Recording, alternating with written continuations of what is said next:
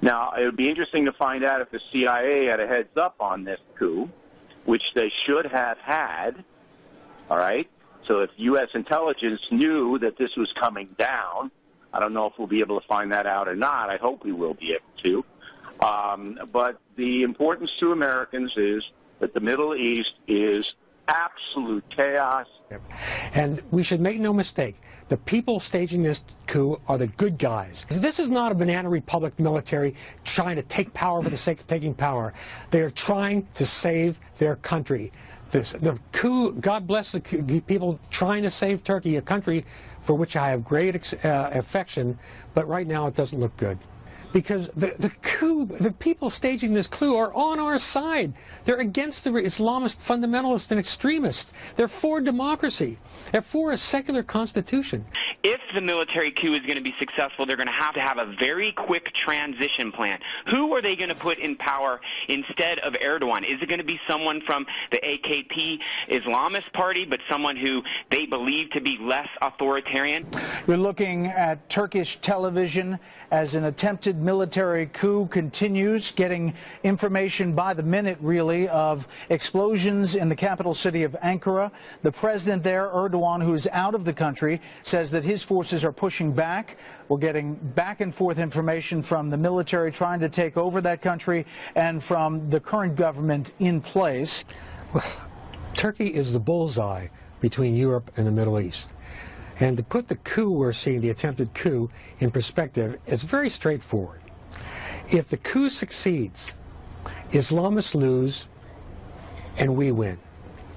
If Erdogan crushes a coup, the Islamists win and we lose in the long term. Brett, look, I'm on the side.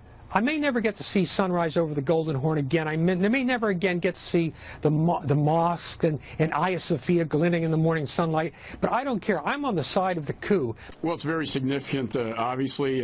Turkey's a NATO ally. We have Incirlik Air Base in Turkey where the strikes come out of to hit ISIS in Iraq and Syria. So we want to make sure the stability is there. I think what you're seeing is this tension that we've seen for years between President Erdogan and his military being more secular, President Erdogan being a little more on the Islamist side of the house. I think with the attacks at the Istanbul airport recently, with the ISIS attacks recently, with Russia in the region, I think what you're seeing now is a major military coup in response to some of these policies that have taken place.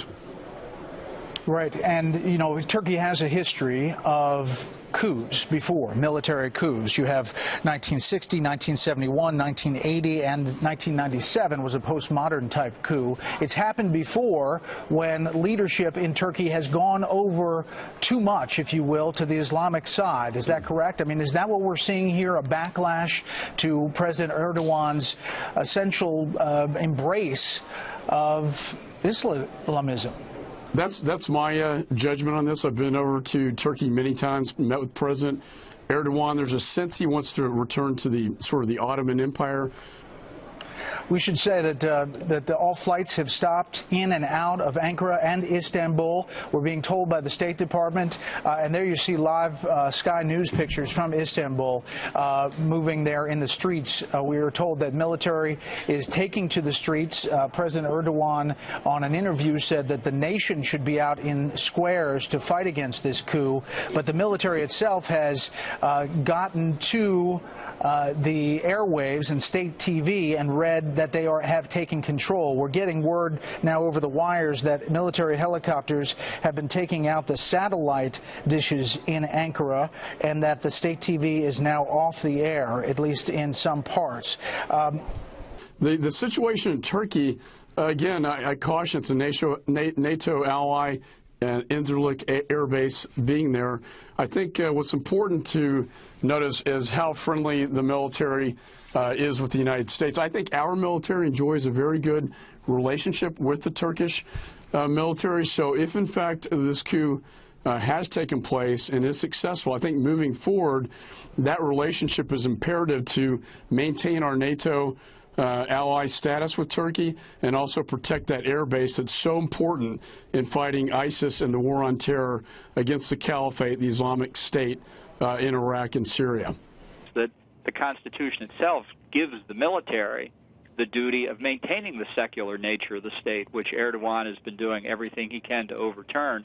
If the coup succeeds, then I think Erdogan's effort perhaps to recreate the Ottoman Caliphate, perhaps to be the dominant power again in the Middle East, and to move Turkey in an Islamic direction will be foiled. If Erdogan prevails, I think you would see an acceleration of the Islamicization efforts he's been making.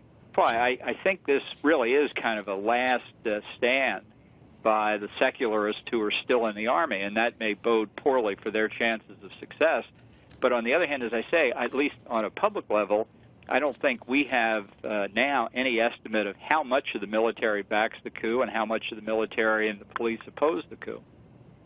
But Erdogan is someone we know, is someone we have worked with for a while. Well, we need that base. I don't agree with that. I don't agree with that. He was head of the AKP party back in 2003 when the United States sought permission from the government of Turkey to bring in the 4th Infantry Division across the Turkish border into Iraq.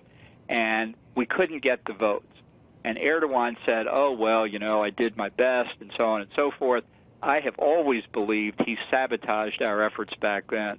So I have no charity in my heart for Erdogan. If he goes down, I'm not shedding any tears. I don't think he's been a friend of the United States.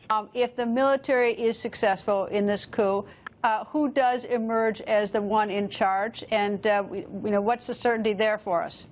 Well, I don't think we know, but we know Vladimir Putin and Xi Jinping well too. That doesn't. I mean, that to me is not evidence in support of their remaining in power necessarily.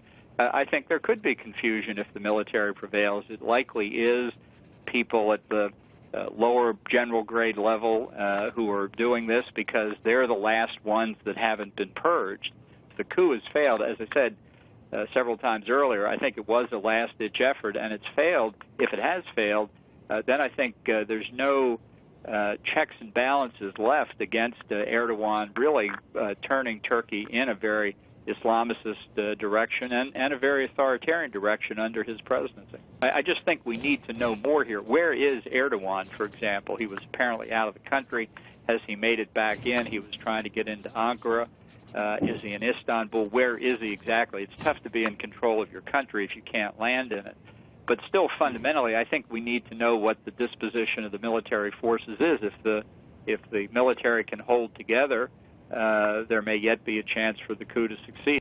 Indeed, we have fragments. All we know is that there's martial law, that Erdogan, at least, we don't know where he is, that he has appeared on TV using FaceTime to CNN Turk, and it's very curious what is going on, but the pictures are